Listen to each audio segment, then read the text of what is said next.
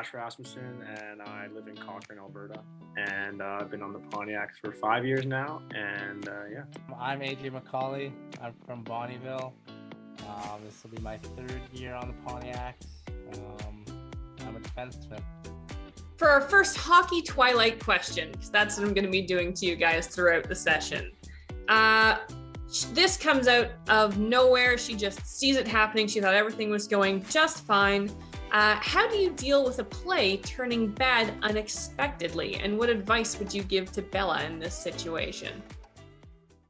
If something comes up unexpectedly on the ice, I mean, everything happens pretty quickly out there, and sometimes it comes down to luck, and you kind of got to go with your gut feeling on what you think you can do, and that's what I would tell her. Just follow what you think's the best option for the team or for yourself, I guess, in her situation. Yeah, I mean, I think I agree with Kash, and if you're looking at it from a hockey perspective, you obviously have teammates and coaches and refs to also see the situation that you're going through. So, and I mean, maybe in her situation, she didn't have all sorts of eyes on the same situation as her, so it play out a little bit different. It's kind of, it can be hard to know how you're going to react before you're reacting. Right. So in the previous couple chapters, we're seeing Bella trying to get to know the Cullen family. And there are different opinions of whether or not she belongs with the family, whether or not she's a welcome member of the family, and whether or not it's appropriate for her to date Edward. So I'm not asking you guys to weigh in on whether or not it's appropriate for a 16-year-old girl to date a 217-year-old man. Hey, 117-year-old. I thought he was 217. No, he dies during the other influenza. The Spanish flu. Yeah. Hashtag relatable. Yeah. Okay, so all right, sorry, 117-year-old man. I'm not going to ask about that. I mean, I'm sure we've all got our own opinions about it. It's wrong. But what I do want to know is when you're a new player coming onto a team and, and you don't know how your skills measure up to the rest of the team, and you don't know what the culture on the team is going to be like, what advice do you have for a new player who is trying to put their best foot forward and to prove themselves on the ice and in the locker room? You're muted again. Oh, wow. There you go. Okay. He's messing with us. I promise you I'm not. From a team perspective, I think that you're all there for a reason. The coaching staff has scouted you for a reason, and think that you're going to play a part in the team wherever they fit or wherever they think that you fit. So just going out and being who you are and playing the game that you know how to play is your best bet to try and fit in or make an impression. I like that. What do you think, Kash? I definitely agree with that too, but I think, if you're a little scared and anxious about coming into camp or trying to make a team, you got to definitely, try and talk to the guys that are on the team and maybe ask them questions, what it's like, where to go, what's the pace like, and they'll be generous to help you out, and I think that's how I would do it nowadays if I was starting. So what would you say? Is it more, so when you're coming onto a new team, is it like a 50-50 split, your personality off the ice versus your personality and your skill on the ice? Or where do you think the breakdown is for how people, how you gain ground in bonding with your team?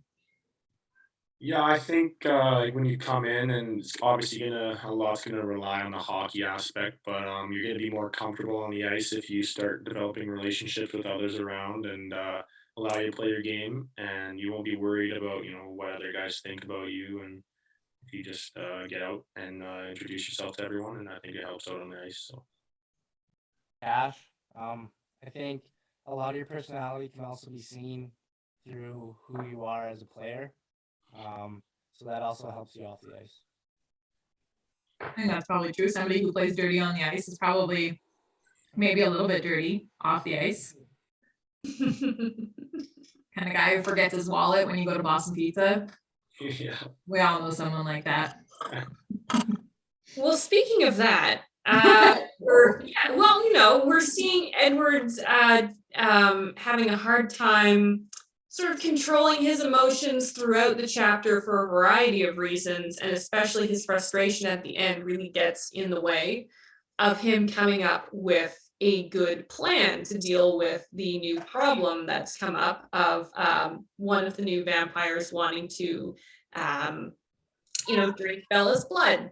So, what is your strategy for not being an Edward in this case? So, how do you deal with your frustration when you play or do anything? How do you keep it at bay?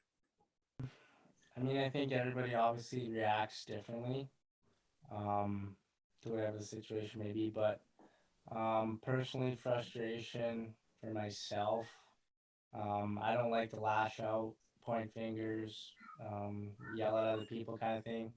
I'd rather just put it on my back and be a leader and try and do things the right way in order to try and resolve the situation. Um, but I mean, that's me, and other people do lash out and start pointing fingers and other things. So Yeah, I think frustration is definitely something that obviously happens a lot in hockey, and the way I deal with it is I try to just mentally reset on the bench if I have a bad shift or something goes wrong for me, and I'll come back and got a couple key words that I focus on, and then I'm ready for the next shift. So it's just trying to forget about it as fast as I can. Right. Now, as a captain and a team leader, is there an aspect of managing the frustration of the rest of the team as you're seeing it happen as well? Yeah, for sure. I think the team morale and everybody's energy needs to be managed, and I try to do the best. Like more in between periods, I'd say is more important because on the ice things happen real quick, and I know a lot of guys don't like to be told what to do right when it happens. So it depends on the person, honestly. Like some guys like the harsh feedback, and some guys don't. So it's just kind of reading the room and seeing what different ways guys react to different things. So. Yeah, I think that's a really good point. Like, like Carlisle, the patriarch of the family, who we learned about in the last few chapters, you have to kind of understand the strengths and the weaknesses of your players and the ways to get them to the result that you and the rest of the team need them to get to. Mhm. That's nice. You're basically Carlisle. I don't know if that's a good thing or bad thing. I mean, Carlisle is the vampire in the group who has never fed on a human. So if you have to be a vampire, I mean, that it could be worse. Yeah, that's not bad. Mm-hmm. I like it. So my next question is about how you comport yourself when you are in another team's territory. In the book, 3 new vampires approach them while they're playing their baseball game. And Carlisle has a conversation with them about, how they can behave themselves while they're in the area to not, cause problems for the vampires or for the Cullens. So are there any kind of guidelines or things you don't do when you are visiting another team's arena or another team's town? I think it just all goes back to how you want the public to see the team. When they see that logo, and say we're in a city and, um, you know, somebody sees the Bonnyville Pontiacs over there goofing around, not being nice to the city that they're in or the arena that they're in.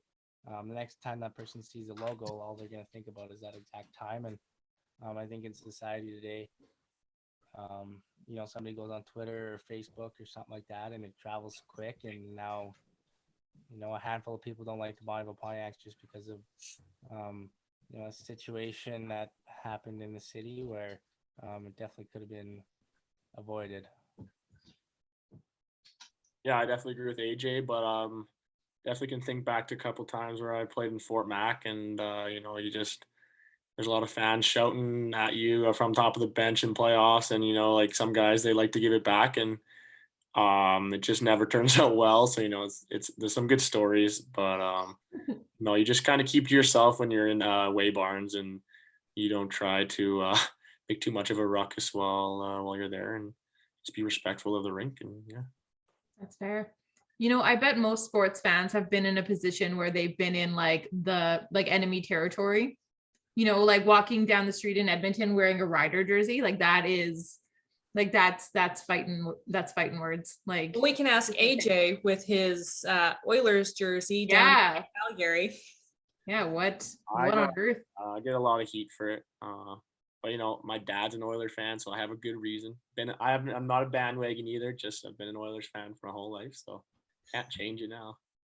What's that like though, walking around in Calgary? Do you ever go outside in Calgary with your Oilers jersey or no? I'll wear it to the ODR or something like that. I've been to a few Battle of Albertas where there's actually a lot of Oilers fans and a lot of Flames fans in the same place, so it's fun. But it's always good to chirp my buddies, and they get after me too, so it's fun. That's good. I mean, nobody's winning Stanley Cups, so we all suck. Yeah. But I mean, the minute that one of them does, then like the gloves will drop. Oh yeah. Scoreboard, right?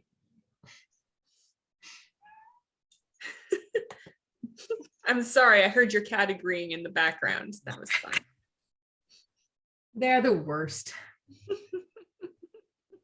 Well, speaking of opposing teams, in this chapter, the rival vampire group has come into their territory, and they've discovered that Bella is a human, something that the Cullens were trying to hide. When you are midway through a game and you've developed a strategy, you've watched the tapes of this team, you've kind of figured out how you want to go about this, and you've realized that they have caught on to what you wanted to do. Do you adjust on the fly? How do you react to that situation? Well, we mostly leave it up to the coaching staff. They do a good job of, recognizing that they've noticed something, and we'll change it. We'll try to change it up. Like for instance, we got about 6 different power play breakouts, so we run things that they don't expect, or try to at least, and go from there. But I also don't like to change the game plan too much. Like stick to your horses and try to do what you do best, and I think that will always turn out the best. So. With Kash, they try to change things on the fly as much as they can, but keep it as similar to the original game plan as possible, just to try and avoid some confusion. Earlier in the book, Edward admits to the very creepy act of watching Bella sleep. In a previous episode, we compared that to watching game footage, trying to learn the other team. And I'm wondering, like, how much of your own pre-planning versus your own like studying the other team, how much of it actually like comes into play when you hit the ice? I think it's a little bit of both. We usually watch the next opponent 1 or 2 days before we actually play them, and we'll watch, I don't know, a couple hours of film. So you always have an idea of what situation is going to arise and what to do in that situation. But at the same time, anything can happen. They don't always follow the same system, the same route. So you have an idea of what might happen, but at the same time, you still got to be able to read and react. As it goes for individual players, we'll watch probably like 2 or 3, their top guys, and tell our D like what their strengths are, and how to play them like defensively kind of thing. And then we'll look at goaltenders, where to beat them, like low, high glove, kind of that stuff. But more just general, power play, what to do on the penalty kill, what to do on the power play, what's going to work for us, and hopefully it works out in the game. Yeah, related to that, you know the other team to a certain degree when you start. I suppose you know your own team even better. So if for example, Jasper in the book, we found out at this point that he's not as good as the others at not killing people. He tries not to, but he definitely goes off on that. So you know your own teammates' strengths and weaknesses, and I'm wondering how you compensate for that. I just think, yeah, everyone has a different role on the team, obviously, and some guys are better at some things than others, and definitely have some guys that make like they have things that make them tick, and some guys just overboil. Like I've played with a few guys that have had 200 plus penalty minutes in the season. They're there for fighting kind of thing, and I mean, some guys they score 40 goals a year, so it just depends on what makes the best team, and I think if you know what your team's strengths are and what the players' strengths are, you're going to be doing better than the other team. I like that. So that makes me think of in this book, they talk about there being like other clans of vampires that live in different places across the US and the rest of the world. And would you say that there are like, you've been playing in this league long enough that you kind of, there's like maybe a body of players that you kind of can anticipate on other teams?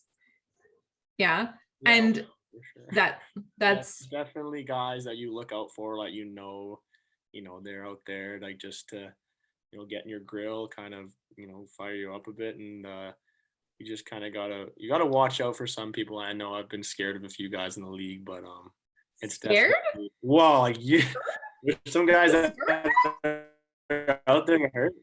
It's not fun, but I mean it's you know who they are, so you're out there, you're having fun. So yeah.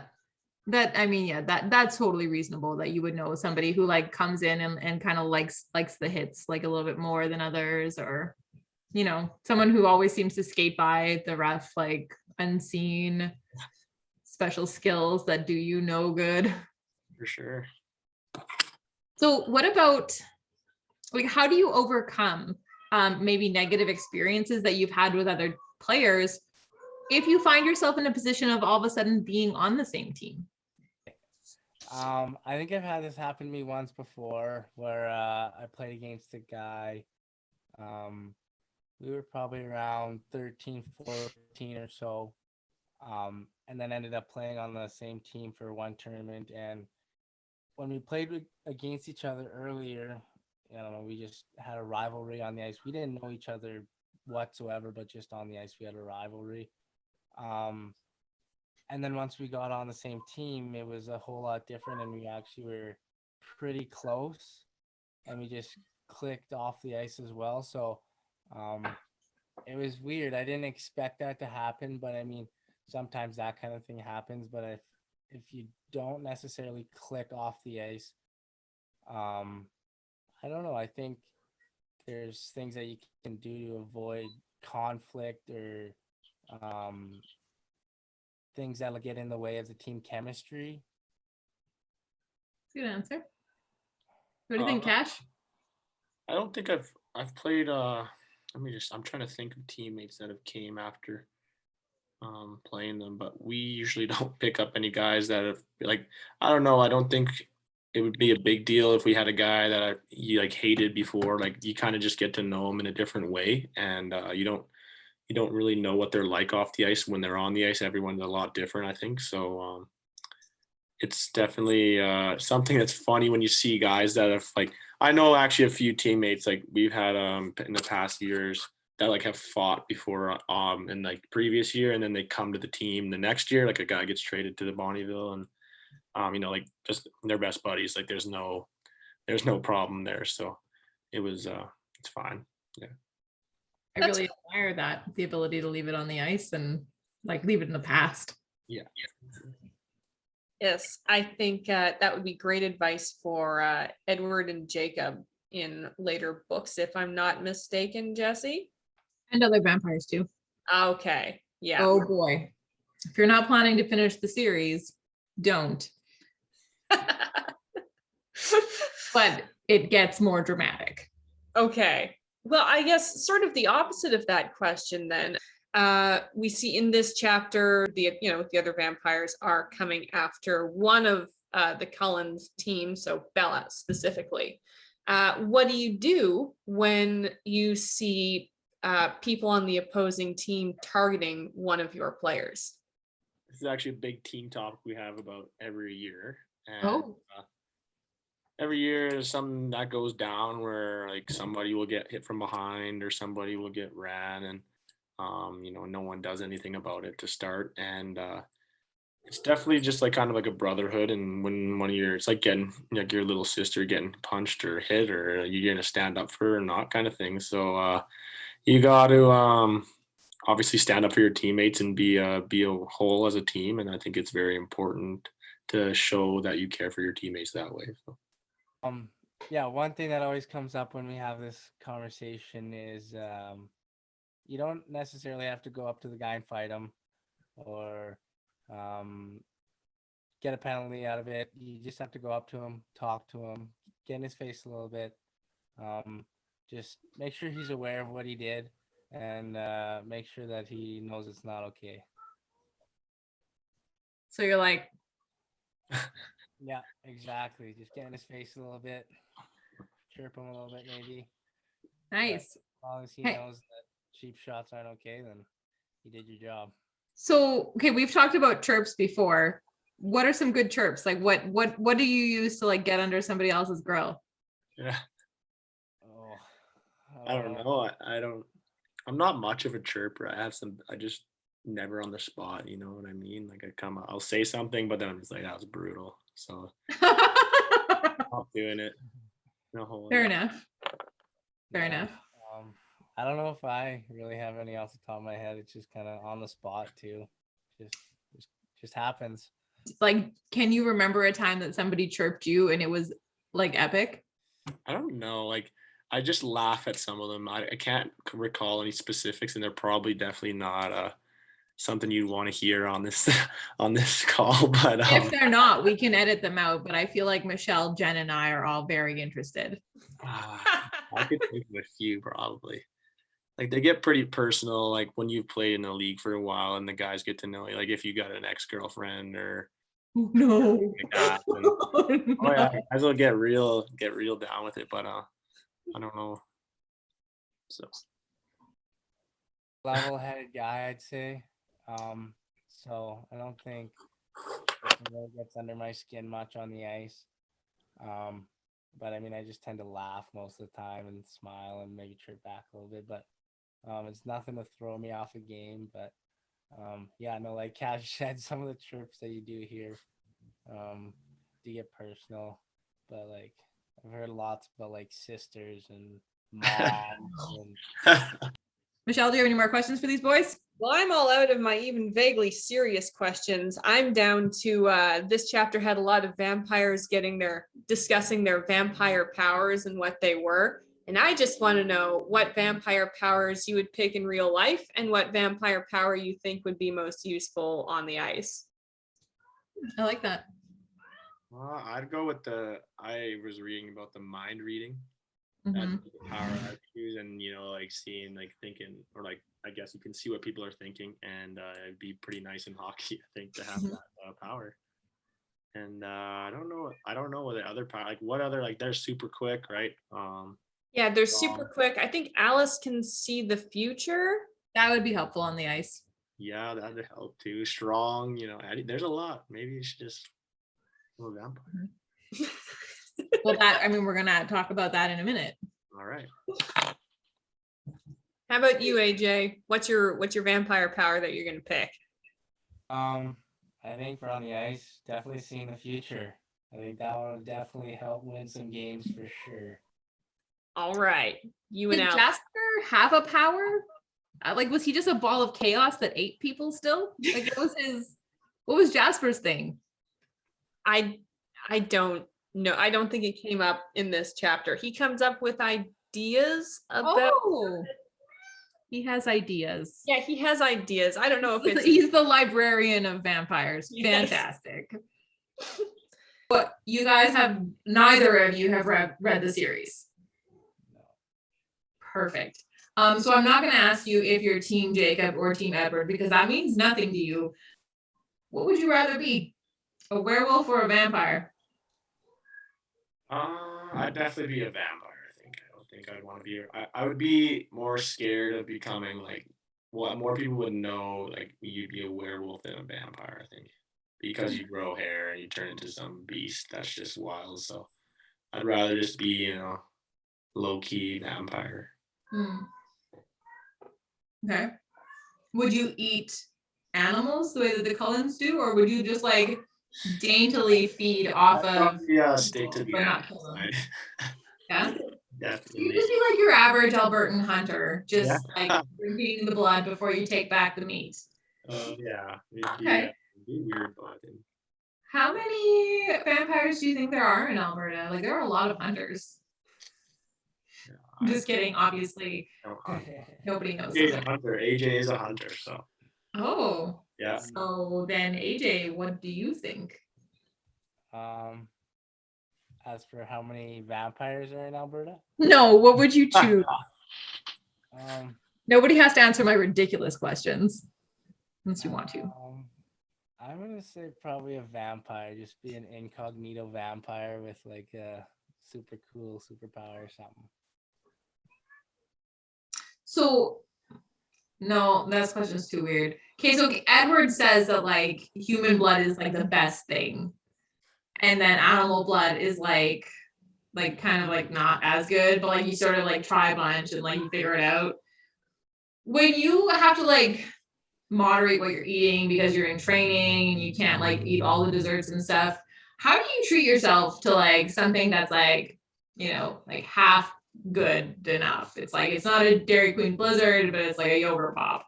Like how do you manage that? I mean, I think most people get like hockey players, for example, like they eat super duper clean and never treat themselves. And I mean, I know personally I have a sweet tooth. I don't think there's like a treat that's like healthy and not healthy that I like just love. But I mean, if I'm not looking for a sweet, I'd say probably like a popcorn type of deal. But I mean, I like sweets, and my grandma makes some pretty good chocolate chip cookies. So definitely dig in the cookie jar once in a while. What I'm hearing is if your grandma offered you a human and you're a vampire, you're going for it. I mean, grandma made it. Yeah, it must be the best. Mm-hmm. Grandma knows best. What do you think, Kash? I'm not much of a dessert guy, honestly. Like I don't eat a lot of dessert. I don't like cake that much. I don't know. I'll eat ice cream. That's about ice cream. Cake is the only cake I'll eat. Okay, so like pizza. Like how do you replace pizza? Oh, pizza. That's a tough one. How do I A crappy replace it? cauliflower crust? How do I replace it? I'd probably go with like I'll put arugula on the top. You just add to it. Yeah, arugula. This is a salad. Some shrimp and keep the cheese light, maybe no cheese on it. Yeah, that's about it for a pizza if I were to replace it. And then no. So it sounds like you're eating humans, but you're not killing them. Or eating bad people. Yeah. Be the Dexter of vampires. Oh, everybody loves Dexter. Yeah. Okay, so I think we understand what kind of vampires you would be. But my next question is a little bit more existential. So vampirism aside, no vampirism, but like maybe someday technology will give us the ability to live forever. Would you choose to live forever if you could? Or would you choose to just live out like a regular human lifetime? You age. No, you at the point in time that you make this decision, you stop aging. I'd probably live forever. That'd be unreal. If I was like 28 maybe, or maybe 24. 24 would be a good age to just cruise along at the forever. I don't know. That's a long time. That's crazy to think about though. You could do everything. You could see everything. Obviously, like, immortal, like you can't die. Yeah, you can't die. And let's say you can only sustain a certain amount of damage if you This is not that Lessons in Well, driving. no, that's the thing. Like, if you're saying you can jump out of a plane, but you're gonna crash and you'll just be a head on a stick for the rest of eternity, that sucks. So no, you can't take a damage past a certain point either. Okay, yeah, like decapitation, I think is a pretty clear. It's like your body won't die unless you get killed. Let's say that. Yeah, I'd do. I'd live forever. That'd be cool. I agree. I mean, I think if you don't age, and then you just pick a younger age, I think I'd live forever. Well, Yeah, now you- I'm curious, AJ, what age do you pick? I'd say probably like around 30. See? Yes, AJ, correct. Thank you for backing me up in this previous argument that you weren't aware of. You just wish you didn't have a baby face. I think 26 is really good, but I've looked like a grown-up since I was 16. So like, I think 26 would have been the good middle ground for me. Okay. Right. So, I mean, you're still working on looking like a 30-year-old. So yeah, that's why you have to wait a little longer before you get the serum that doesn't exist. Fine. This is an ongoing conversation. That is kind of the end of our really existentially questions. If you were Bella, would you want to be involved with the Cullens? I wouldn't. I wouldn't go there. Oh. I think she's got a lot of other boys after that she should go for. I agree. Yeah, no, I think I agree with Kash. Seems like a bucket of trouble. Yeah. She's literally about to get eaten because she's friends with them. It's 5 pounds of trouble in a 1 pound bucket. It's That handle is about to break. yeah. So that's I think that's it for our questions, unless you have any more silly ones, Michelle. That's it for me today. Okay. Thank you guys so much for coming along on our weird and crazy journey of reading Twilight again, more than a decade after its release, and kind of talking about it, breaking it down into kind of new terms and new scenarios. This has been a lot of fun. Previous times we've had people who didn't want to become immortal, and I don't think either of us really understood that. So it's nice that you guys are on board. And thank you for the excellent advice that you've given Bella, start to finish, from how to deal with scenarios to not being involved with vampires because she's going to get eaten. Top notch, top of the line, guys. Yeah, that is definitely some advice we can get behind. So I think that's it for the night. But thank you guys again for participating, and you guys are starting your training season coming up pretty soon, right? Yeah, Monday I'll be up in Bonnyville. Woohoo! Welcome. Yes. Got your Knicks wing nights and your team nights at the Players Lounge. All of the good things in life in Bonnyville. Oh yeah, you gotta take advantage of it. Definitely live the sweet life, and the savory life as well. All right, I'm guys. so lame. Michelle's gonna cut everything I said tonight. Well, I'm certainly cutting this off now. Thanks so much for coming, guys. Bye, guys. All right, bye-bye.